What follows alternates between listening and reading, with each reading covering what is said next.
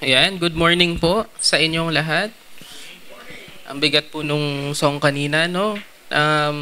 Nagkaroon po ba tayo ng encounter kay Lord kanina? Morning na morning, ang bigat agad. Salamat sa worship team for that song. So, ayun. Kamusta naman po ang congregation? How are you this week? Kamusta po ang lahat? All good po. Amen naman po. Parang inaantok pa po tayo. Galing po ng JAG kahapon ang ating fun walk sa iba. Ayan, maraming salamat, brother. Okay. So, before po tayo mag-start, I wanted to ask you something. Kasi kanina we were talking about healing. We were talking about yung miracles na ginawa ni Lord. Naniniwala po ba kayo doon? Naniniwala po ba kayo na nangyari? Totoo siyang nangyari kahit wala kayo doon sa event na yon. How about po sa spiritual gifts? Naniniwala po ba kayo sa spiritual gifts? Amen? Sa speaking of tongues, since that's a spiritual gift, naniniwala po ba kayo?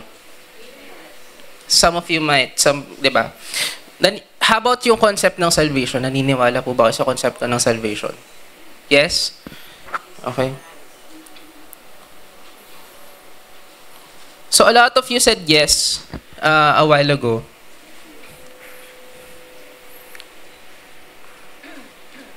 Now, I've moved the slide and ito yung isa kasi sa mga tawag dito, revelation sa akin ni Lord, Jesus culture. About Luke 9 verse 51 to 62. It's about the cost of being His disciple. Having that kind of culture that belongs to Jesus. Kanina yung prayer natin, yung Philippines sobrang lala na ng corruption, right? And a lot of the Filipinos are now noticing, grabe pala yung pahirap sa atin ng gobyerno, no? Yung mga pagdanakaw na unti-unti nabubulgar na.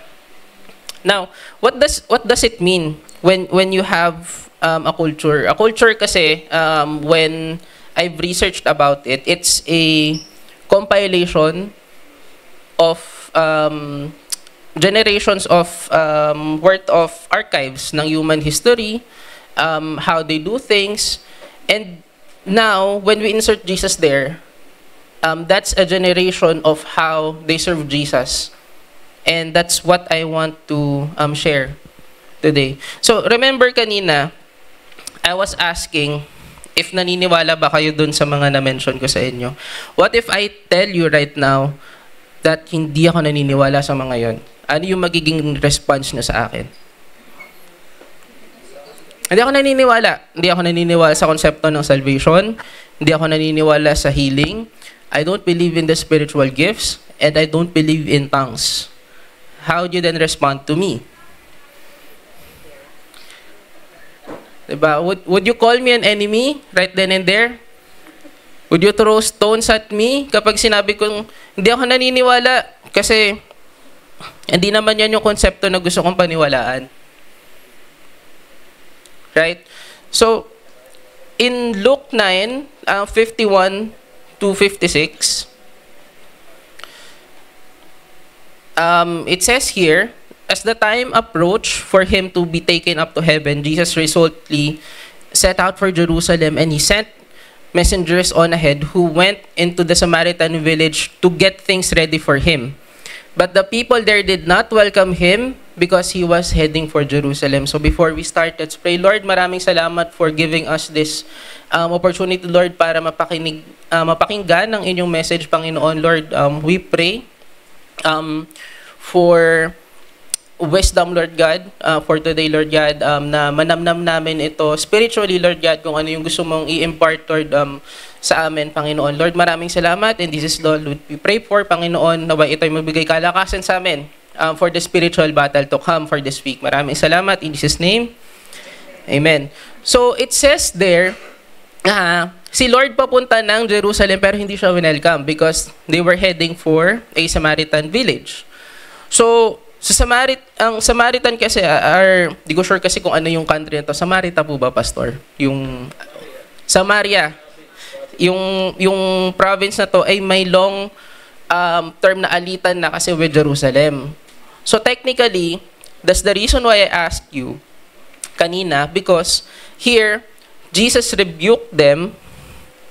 If we proceed with the next chapters, when the disciples James and John saw this, they asked, Lord, do you want us to call fire down from heaven to destroy them? But Jesus turned and rebuked them. Then he and his disciple went to another village. So imagine, no, dahil lang hindi ako agree sa inyo or hindi kayo agree sa akin, I will call upon the name of the Lord and say, Lord, gusto mo ba paulanan ko to ng missiles? Kasi hindi sila agree sa akin eh. 'Di ba? Okay lang ba 'yon? Kasi di ka welcome, Lord eh. Si-share ko dapat yung message mo pero di ka nila welcome. So most likely kalabang ko tong mga to. So okay lang ba, Lord? Paulanan na natin to ng ng missiles para wala na, 'di ba? Ano akong isipin. Right? Because most of the time, that's what we do. We call upon the name of the Lord and we act on it thinking that that's the right thing. Diba? Oftentimes, we try to look at an argument and gusto natin paniwalaan and yung side natin and panalunin natin yon.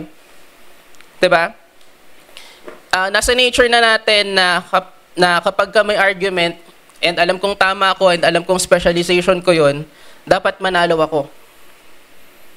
Kasi, lalo na't Christian ako, dapat may guidance ako ni Lord eh. So, dapat lahat ng battles ko, mapapanalo ko. And if these people don't agree with me, kalaban ko itong mga to. We already set apart sa gitna sino yung kalaban, sino yung kakampi ko, just because people don't believe in me, or just because, simply because ayaw nilang maniwala sa akin, so sige, kalaban na kita. Papaulunan kita mamaya ng missile, intayin mo na lang. Nag-pray na ako eh. Sabi ko, Lord, paulunan na natin to. So imagine, Jesus rebuking them and saying, di ko sure kung ano sinabi ni Lord sa kanila at that time, but Jesus rebuked them in this verse. Kasi, dahil lang ba hindi nila ako welcome, kalaban mo na agad sila? Kalaban na ba agad yung tingin mo sa mga tao na yon? Or simply put, if they have a different view sa pinaniniwalaan mo, kalaban mo na ba agad sila? So you have to pause and think.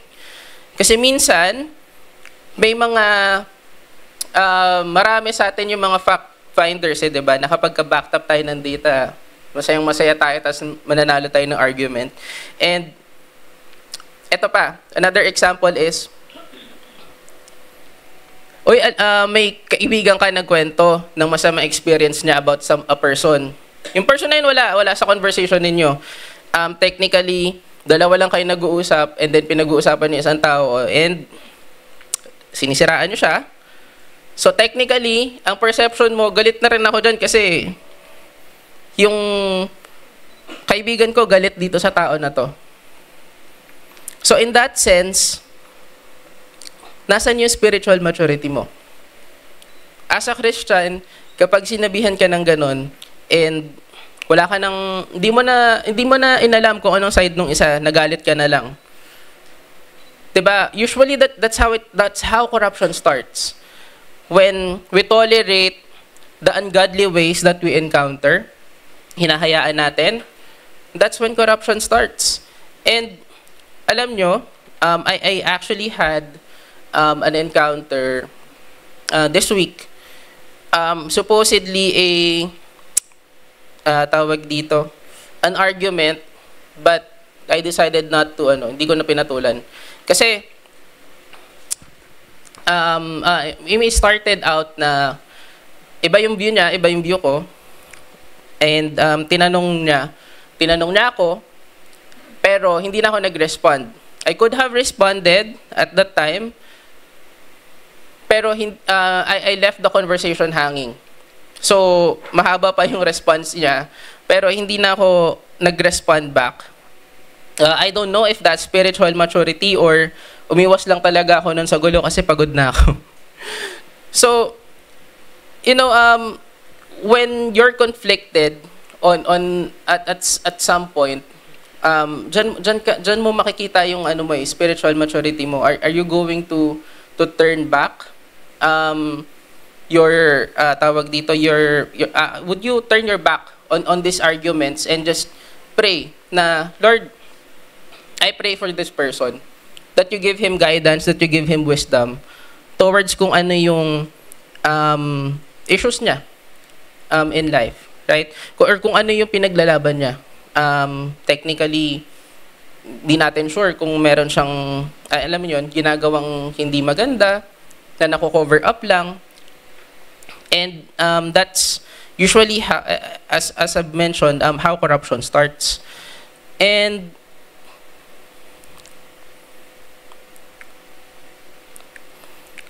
so yun. So that's sorry. So I have a question again. May encounter na ba kayong ganito? At some point in your life, when you say, Lord, use me mightily in your works, Lord, andito ako, gamitin mo ako. May na-encounter na ba kayong ganitong experience that you had, especially when, like kanina, diba? When you're high in the Holy Spirit, when you're blessed, when you're feeling strong, na Lord, andito ako, gamitin mo ako, use me mightily in your works. Right? May ganito ba tayong experience at some point in our life? Amen? Yes? Because usually, nasa essence natin yan na gusto natin usually nagpapakitang gilas tayo. Lalo na kapag maganda yung view sa atin. Right?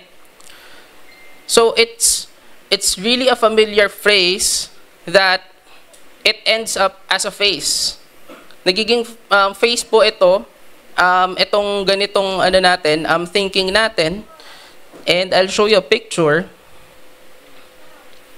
So sino po dito sino dito yung medyo familiar dito na pagka parang ba't may tumatawa? Grabe naman 'yan. May familiar po ba kayo na face na kapag nakikita nyo kapag Sunday, nandun na po sa dulo yung mukha niya? Grabe. Kasi, technically, hindi naman po masama malungkot. Hindi naman po masama na panghinaan tayo ng loob. But, are we asking the Lord the right prayer to give us strength? Or, do we confine with someone na tawag dito, just because we want to find validation in life. Diba? Usually, that's our face.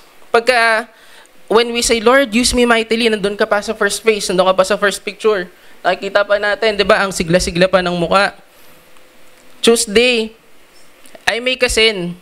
Lord, parang, wait lang, parang delikado ako, baka sa hell na ulit ako pupunta nito Kasi medyo may doubts na ako, Lord, parang dapat perfect ako dapat may sense lagi yung ginagawa ko, Lord, diba? Wednesday, I pray, and I'm back on track. So parang, I'm saying na ako na yung nagde-decide doon sa kung ano yung salvation ko. Thursday, again, I fall short to my promise kay Lord na yung use me mightily in your expansion of kingdom. Friday, parang hindi ko na naririnig yung Holy Spirit. Parang wala nang Holy Spirit akong naririnig. And then Saturday, I feel conflicted. And I think that going to church and listening to the Word of God would return God's favor, which becomes a cycle. Itong phase ay nagiging cycle na after ko malugmok, punta lang ako ng church, recharge ako, kinig ako ng Word of the Lord, and I'm back on track. So, again, there's nothing wrong with going to church and seeking God here, seeking His wisdom. But what do you do outside? That's what matters. Maaring may iba sa atin na we take that for granted. Tinitignan na lang natin ito na parang Kasi nandiyan naman na si Lord eh. So, 'di ba? Okay lang. I think magiging safe pa rin ako kahit na gumawa ako ng kasalanan. And that phase, when it turns into cycle, notice how your spiritual nature becomes duller and duller as the days go by. Kasi, remember yung communion ni Kuya Mike before? Yung perception natin sa airplane na pag tinignan natin siya sa malayo, ang liit-liit niya, parang ganito lang siya. Pero pag nilapitan natin siya, tayo yung maliit pala. So, sometimes, it's your works. Yung sarili, ikaw na mismo, yung lumalayo dun sa Panginoon, kaya mo naiisip na yung mga bagay na to, hindi na kagaya ng dati. The Lord never changes. You change. In that span of week. Nagbago ka, in that span of week, and you think that the Lord is no longer listening kasi wala parang mahina na yung boses niya. Parang hindi na yung same fire, hindi na electrified yung pakiramdam ko when I go to office. Unlike nung Sunday na grabe, ang ganda-ganda pa nung experience ko kay Lord tapos sabay nung Monday, biglang, wait lang, parang wala na kasi back to office na So, ganun ba yun? Ganun ba natin siya tinitake na parang just because we don't hear or feel the presence of the Holy Spirit anymore, wala na. Unsaved na tayo. Wala nang salvation na nangyari. So, that goes to the latter verses ng Luke 9, 57 to 62, as they were walking along the road, a man said to him, I will follow you wherever you go. Jesus replied, foxes have dens and birds have nests, but the Son of Man has no place to lay his head. He said to another man, follow me. But he replied, Lord, first let me bury my father. Jesus said to him, let the dead bury their own dead, but you go and proclaim the kingdom of God. Still another said, I will follow you.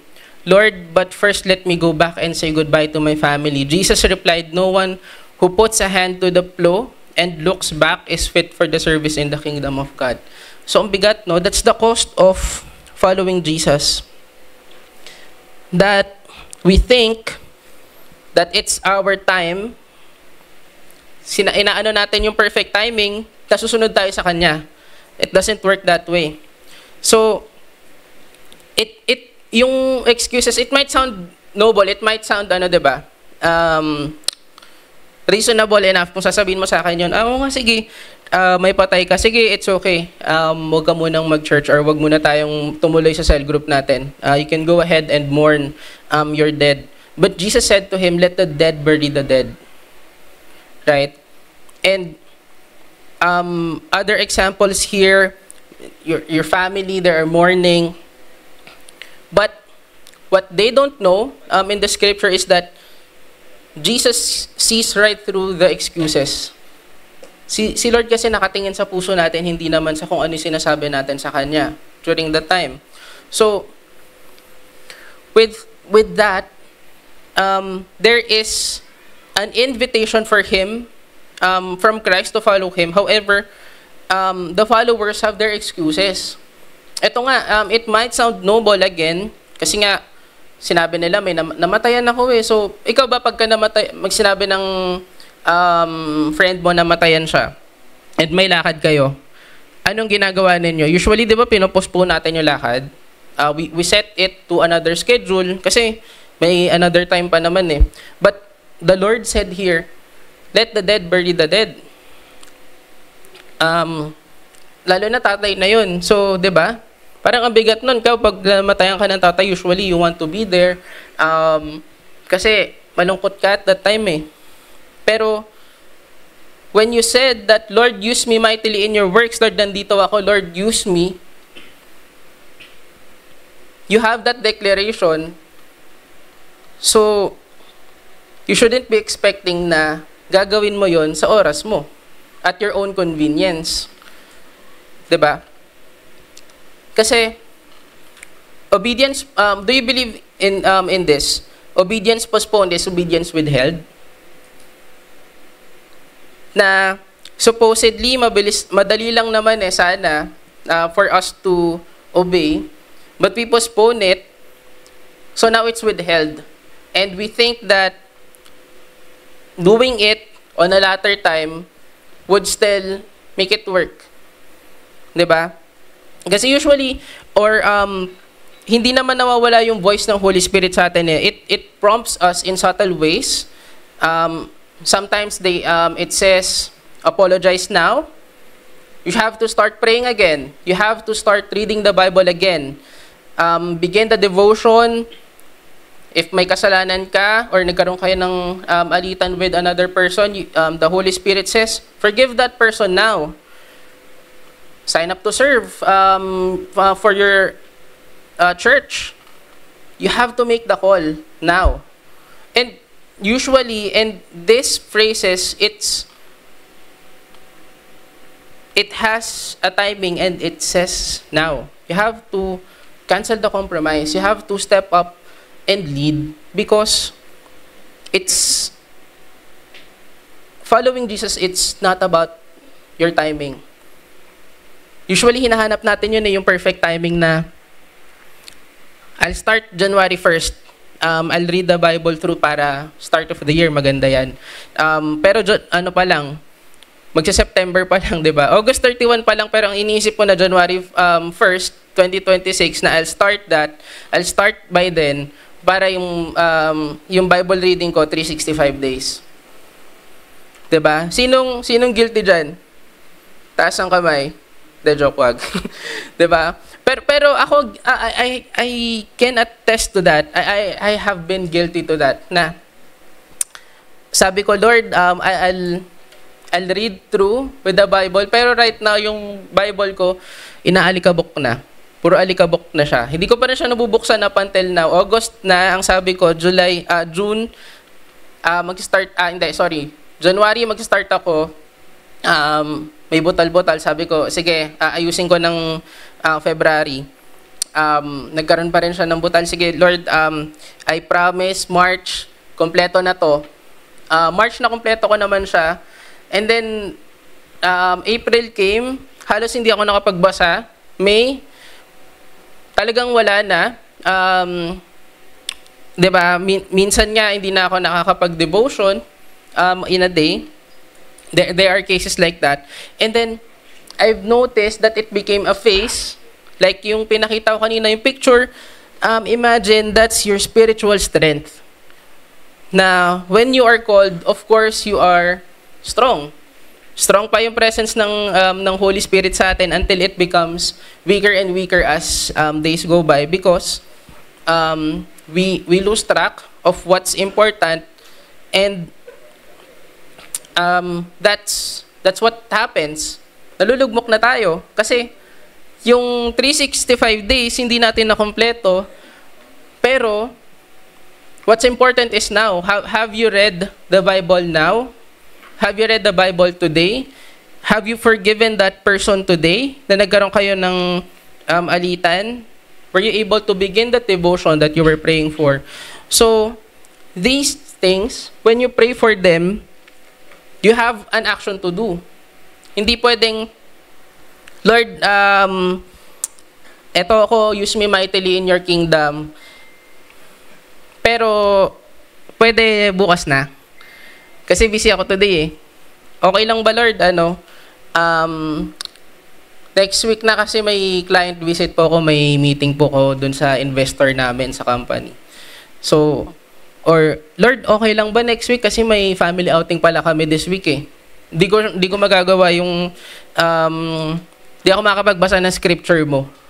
Kasi, magiging overload na po yung yung dala ko pag nagdala pa ako ng Bible. So, pagbalik ko na lang po. Okay lang ba? And then,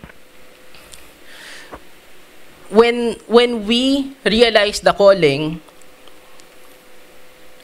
there is that prompt in us that we try to rationalize things. Na binibigyan natin ng rationalization yung mga bagay-bagay, and that's the time we say, I will, but not just now. Wag mo na ngayon, Lord, kasi busy pa ako eh. Hindi pa ako ready, pero nag-declare ako, Lord, na gamitin mo ako mightily in your kingdom, pero bukas pa. Gamitin mo ako mightily in your kingdom, Lord, pero siguro next year na, Lord, kasi mahirap pa yung year ko, mag-ipon muna ako ngayon.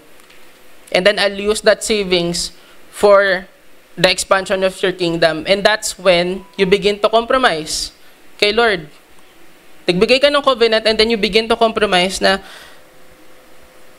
wait lang, Lord, kasi busy pa ako, pwede kong gamitin itong pera na to para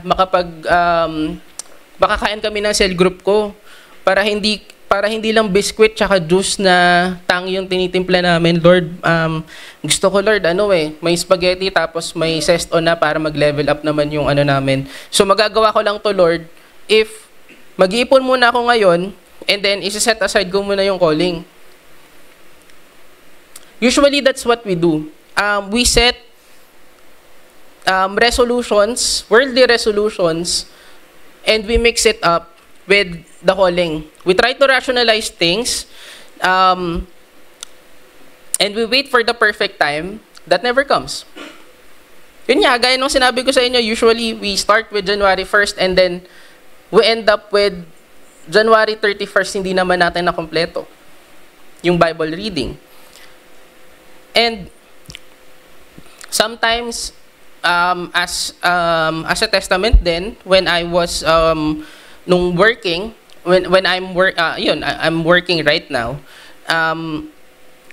whenever I feel like I'm going to be busy, sinasabi ko na, kasi supposedly, nagmo-morning devotion din ako, but since I became busy in the morning, I said, I'll set that aside for the meantime. Balikan ko na lang yan, Lord, kapag okay na ako. Balikan ko na lang yan, Lord, kapag hindi na ako busy, kasi busy talaga ako ngayon eh. But when you call on the name of the Lord, sinasabi ba niya, Nak, sorry, busy ako eh. Pwede bang bukas na lang tayo mag-usap? Pwede ba next month na lang? Or next year na lang, na kasi dami ko pang prayer list, dami ko pang inaasikaso. Do we hear that when we call on the name of the Lord? Di ba hindi? So, we're lucky enough that we're saved, na hindi natin deserve yun.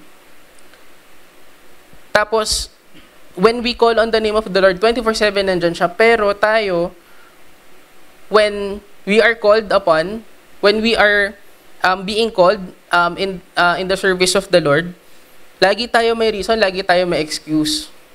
Tanong mo ngayon katabi mo, ano yung excuse mo today? Diba? Pagod kasi nag-jog kahapon. Huwag naman kayong ganyan. Napagod lang kayo naman. So, diba?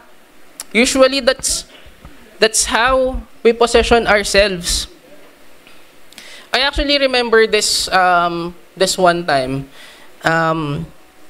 Kasi nga, dull na yung yung spiritual nature ko. So, what I did, I sat in a room, alone.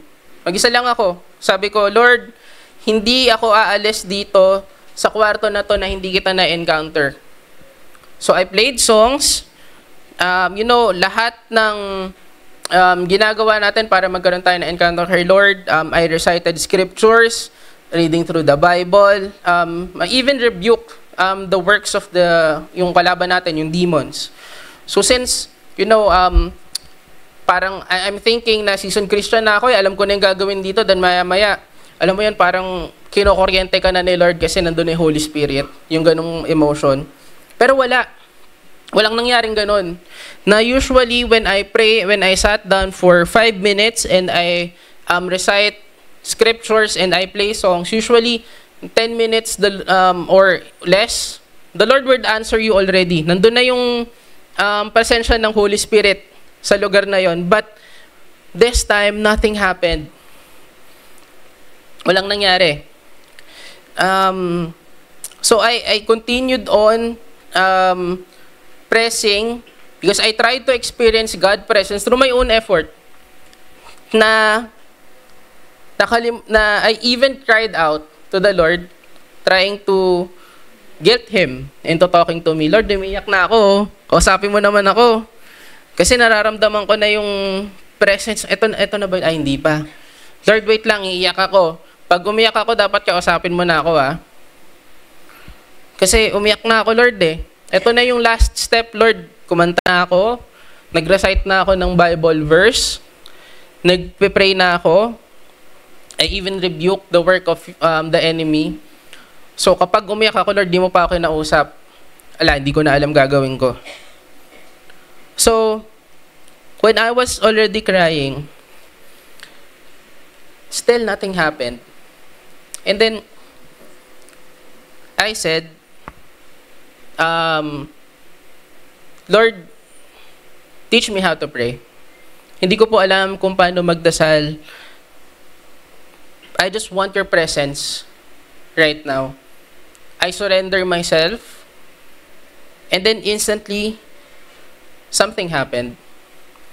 You crying for minutes, turning into hours, reciting songs, or reciting scripture, singing songs, might not mean anything at that point. Because that's your own timing. Again, sarili mong effort yun eh. Hindi naman timing ni Lord yung ginagawa mo, and you're not trying to please Him by you crying in a secluded room. You always have to, doon ko na-realize na na you always have to humble yourself down in the presence of the Lord. Hindi pwedeng, ito yung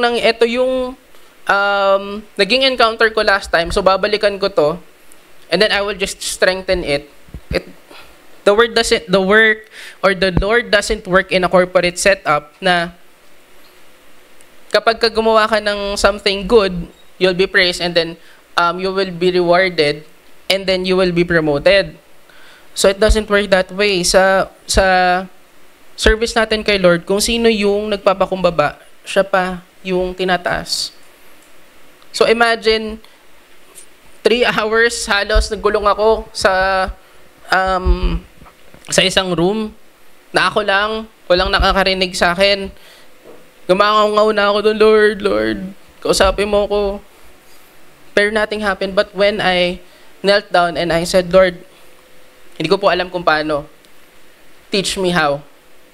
Turuan mo ako, Lord, kung paano. Please help me. And then that's the time the Holy Spirit came down and talked to me. So instantly, you will feel that that surge nung Holy Spirit within you. So going back yung kanina na na-mention ko nga na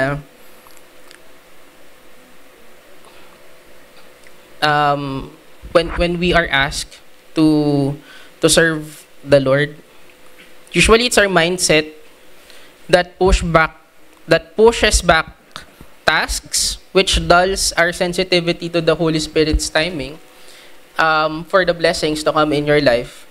So, if you would look back now, kamusta ka? When the year started, kamusta ka?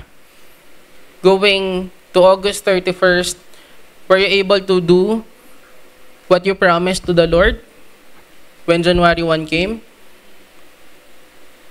August 31 na, ano na po yung mga na-accomplish natin? There would be shortcomings.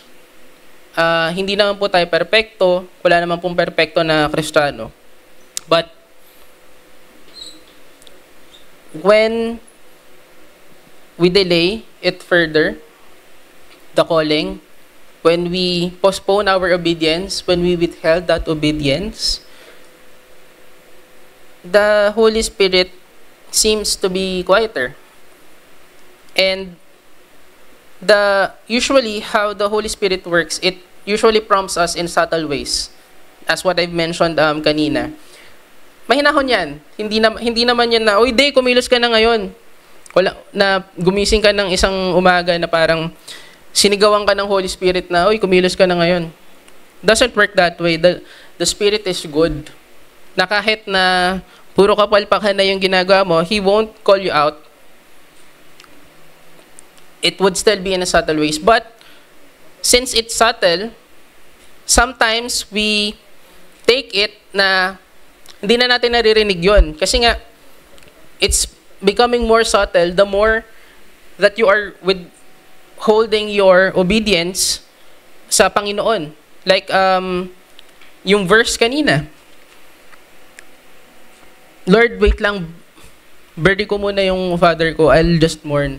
Because this is a, ito yung ano ko eh. Ito yung current status ko right now, Lord. So, please, Lord, wag mo na ngayon. So, when we experience the delay, when the promptness becomes quieter, eventually, what happens is we stop noticing them at all.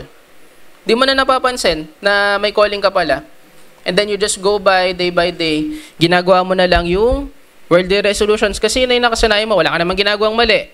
In your thinking, wala naman akong masamang ginagawa, Lord, so I think okay lang to. Matatanggap mo naman ako kasi 'di ba wala namang unsalvation. Hindi naman ako ma-unsave.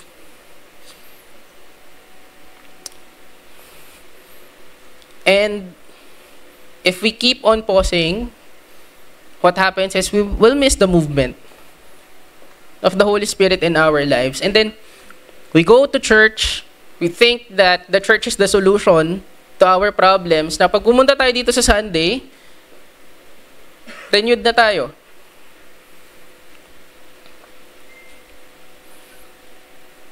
But the reality is, to follow Him, we must follow Him in His time. Hindi yung oras natin. Remember yung verse kanina? Balikan po natin siya and let's read through again. Okay lang po ba if kayo po yung magbasa this time?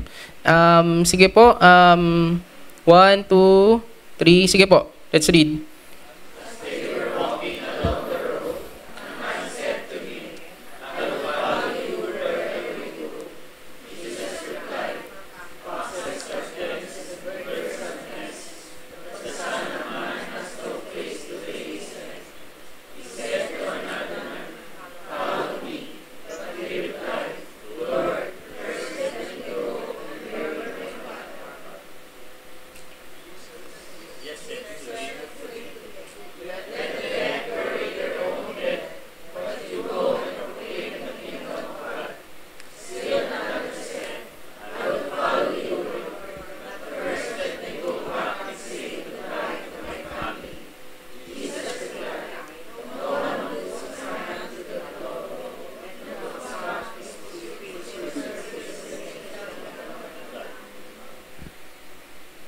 Ngayon, may question po ko sa inyo. Ano po yung bigat ng verse na ito para sa inyo?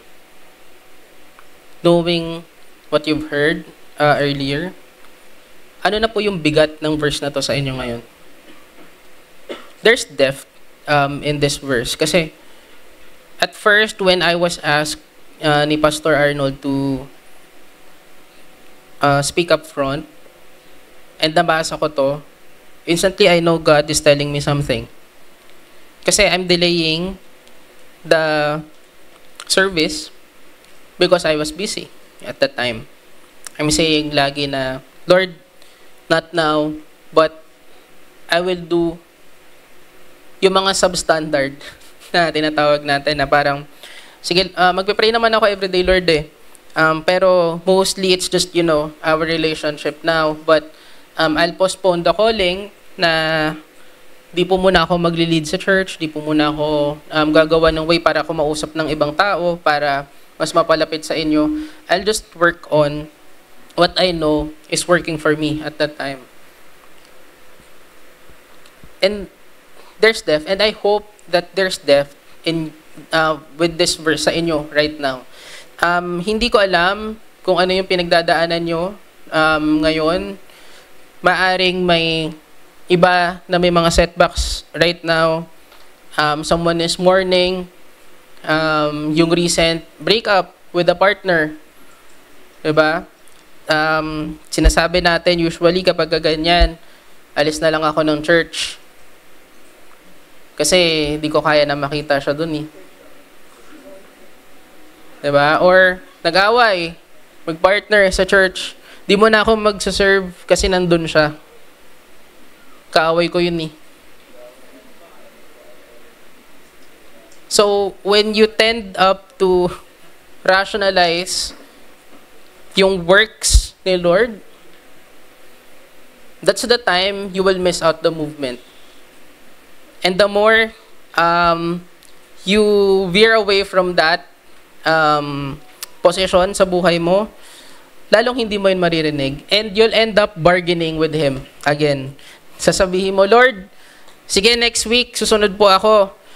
Pero okay lang ba, Lord? This week, bless mo muna ako kasi kailangan ko po ng blessings ngayon eh. Pero by next week, Lord, gagawin ko, magpipray po ako everyday. Magbabasa po ako ng Bible everyday, 3 times a day. Pero kailangan ko yung blessings ninyo ngayon. When you start to bargain with the Lord, that's when you will entirely miss out the movement. Na iniisip mo na because God is so giving, na yung blessings na hinihingi mo, it would just flow right through you. So I have here, actually an example.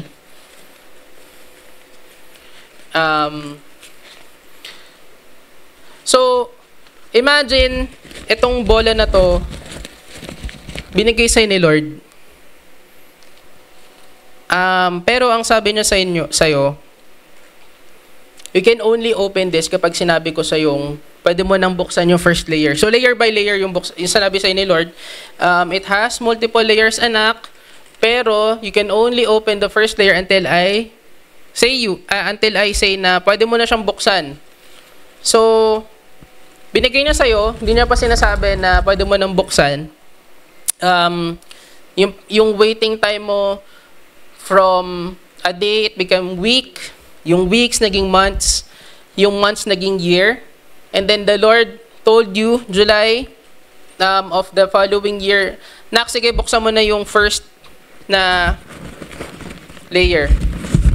And you're thinking that that's already the blessing. But it's not. It's, nakikita natin, it's still, Lord, papel pa rin to eh. Lord, bakit?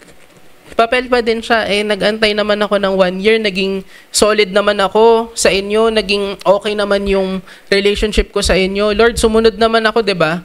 Bakit? Ito pa din yung binigay ninyo. So, etong taon na to, instead of me listening, naging makulit ako. I've missed the movement. And then, the Lord suddenly said, hindi niya ako masyadong pinagantay. Sige nak, buksan mo yung isa pang layer. Papel ulit. Lord, parang niloko mo na lang ako at this point. Right?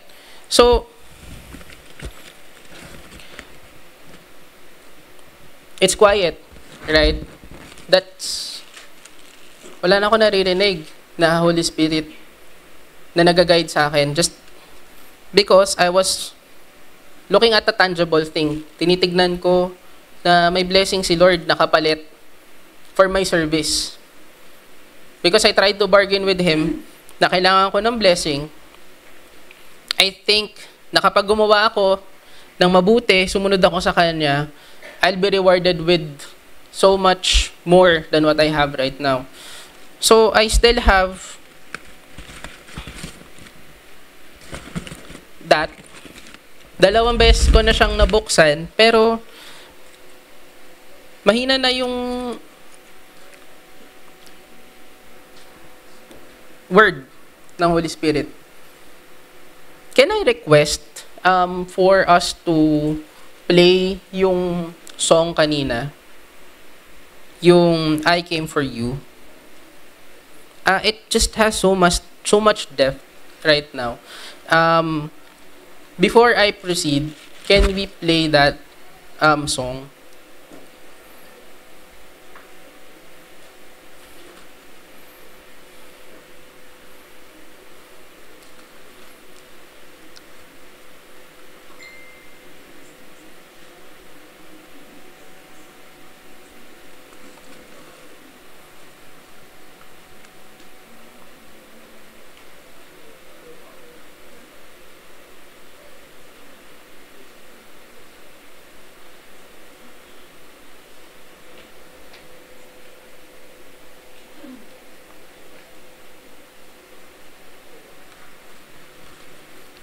Yan, that's how silent it is na wala kang naririnig because you're already missing the movement. Kasi you're thinking about the tangible things that you could have received. Na dapat, Lord, meron na akong sasakyan. Lord, dapat meron na akong bahay ngayon eh. Pero ang binigay mo sa akin, papel. After papel, after papel. So Lord, how do I trust you now?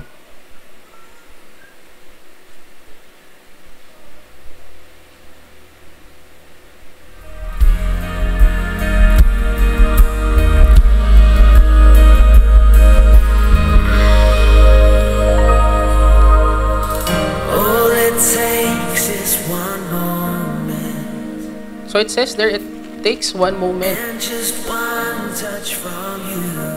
One touch from you. I put aside this might be the distractions that you have in your life right now. Maaring distraction mo na lang yan eh. Because you're focusing on the tangible things right now. And then the Lord said eventually, after you mourning, you can open it. Still you found the paper, wala pa rin. Papel pa din siya. Pero may mga nakausli. May mga nakikita ka nakausli. So you're thinking na nabuhayan ka na. Nabuhayan ka na because you're seeing already na baka may fruits na yung labor ko.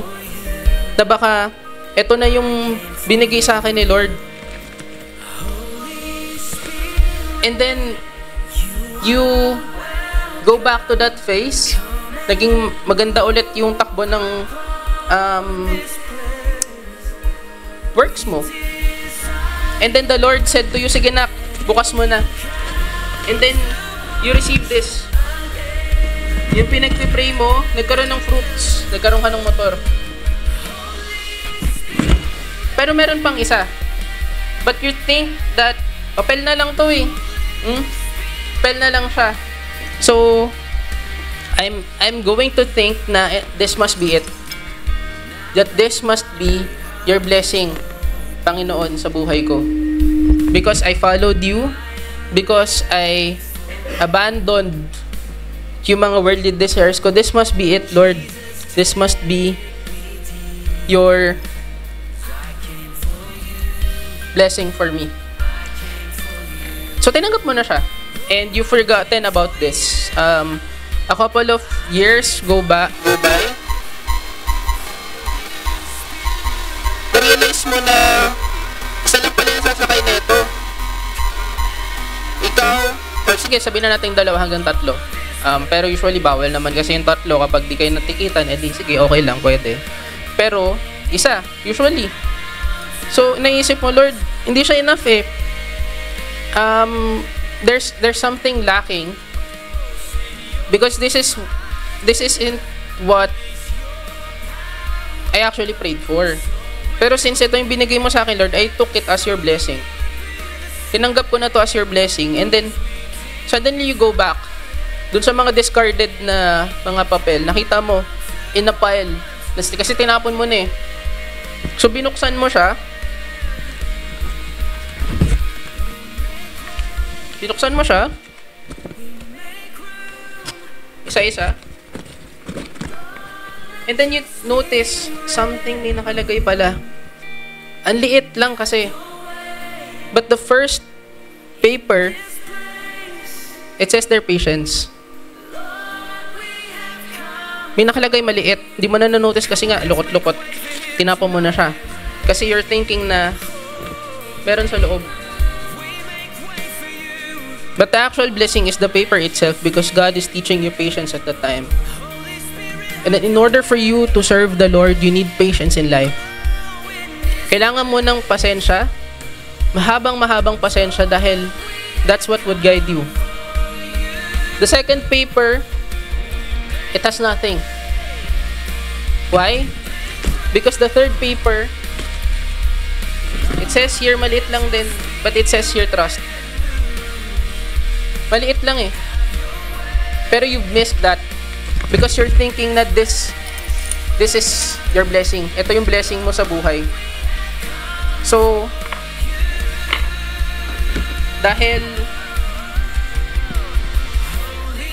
you're in awe right now Lumuhod ka sa Panginoon. And then the Lord said to you, finally, anak, you've realized what I was teaching you all along. That it requires trust and patience in following me because you need to discard yung mga worldly resolutions na alam mo. Kailangan mong i-discard yan lahat kasi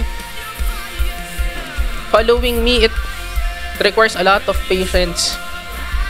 Marami kang magiging kalaban that you need to pray for. Kailangan mo silang mahalin. And you need to trust me when I say na kailangan mo silang mahalin. Kahit nakaaway na yung tingin mo sa kanila.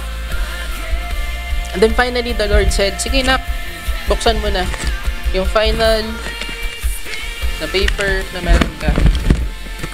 Sabi ni Lord, binalot ko pa yan ng isa pang paper para hindi masira. But you can open it. Hindi mo kailangan na buksan na isa-isa lang. So you can open it now. And then you receive a car key. And then imagine, there is also a key to the house. Nakasama ito. So all along, this is what God was preparing you for. Because it says here, His plans and not mine. Na it required first patience, second trust, and the supposedly blessing para ma-realize mo na this is not the blessing that God is preparing you for. You might encounter struggles ngayon. You may are encountering struggles still. Maybe mabigat yung puso mo ngayon. Maybe you are looking for that encounter kay Lord right now. And I tell you, church, there is no perfect time than now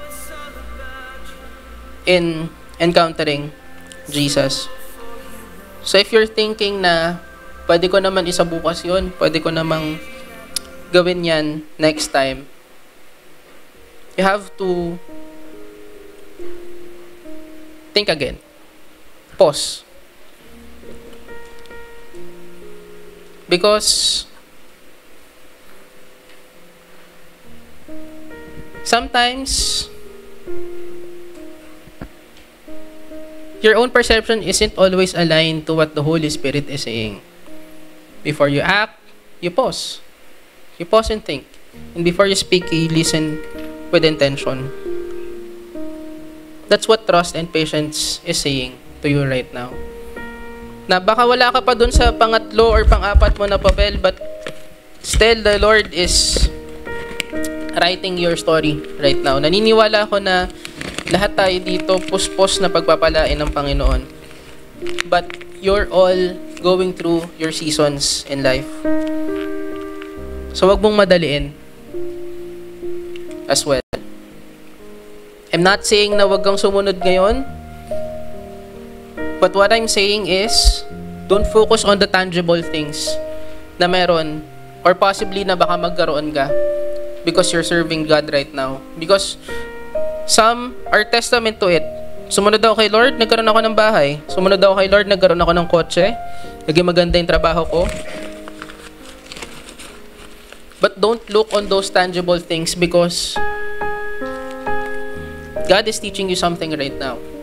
So what you have right now is exactly what God is wanting you to have. Because He's still teaching you something. Baka yung patience mo, wala pa rin eh. Baka yung trust mo, hindi mo pa rin nakikita. Nasaan na yung bola na binigay sa'yo ng Panginoon when you started being a Christian? Pwede mo ba yung balikan? Can you go back to it and check if may na-miss out ka na mga papel sa buhay mo na tinuturo si Lord? Because in every season, God is there for you. Whether the calling is great, whether you feel spiritually malnourished ka na, the Lord is there. So your seasons in life just proves na not every day is okay. But at the end of the day, when you believe in His plans and not yours, someday soon it will. Hindi man ngayon, it's not magic. Instantly, paggising mo, bilyonaryo ka. Doesn't work that way. But, if you have the two things that I presented a while ago, the trust and patience, you'll be able to get through with this. Makukuha mo to someday. Maybe not now, maybe not tomorrow, maybe not the week after this. Maaring hindi nga ngayong buwan na to eh. Maybe not this year. Mabigat siya, but that's the cost of following Jesus. You need to have that patience. You need to trust the Lord with all your might.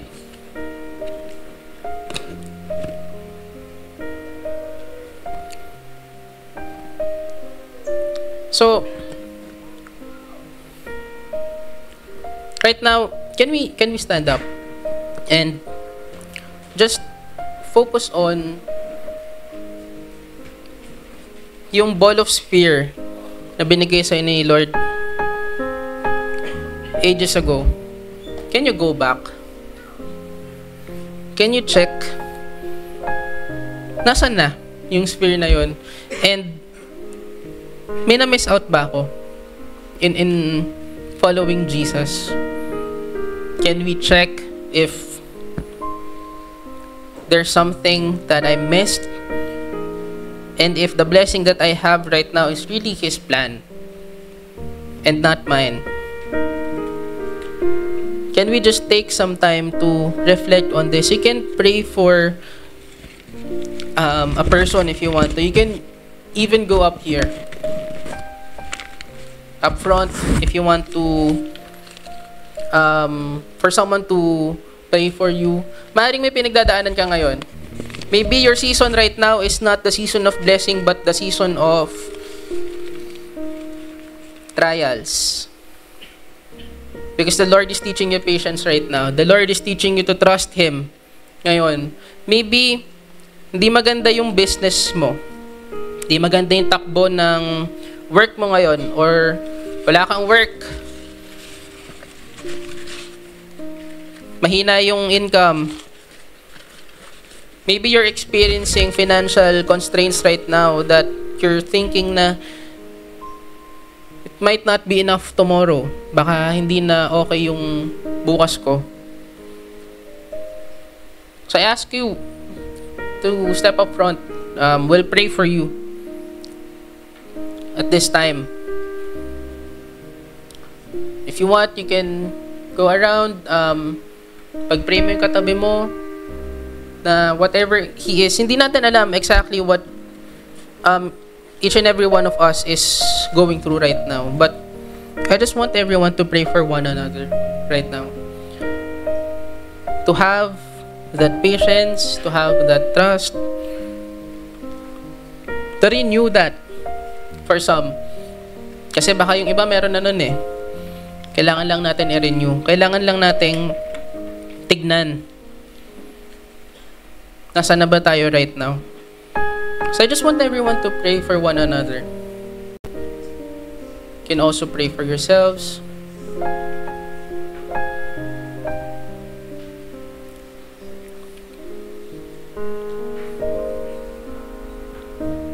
You can ask guidance.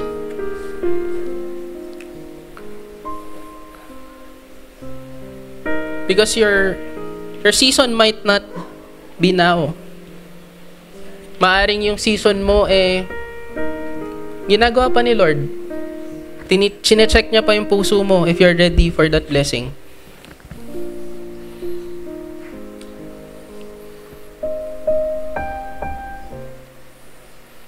Maybe your season right now is for you to trust Him pa. For the trust to be much deeper than what you have right now.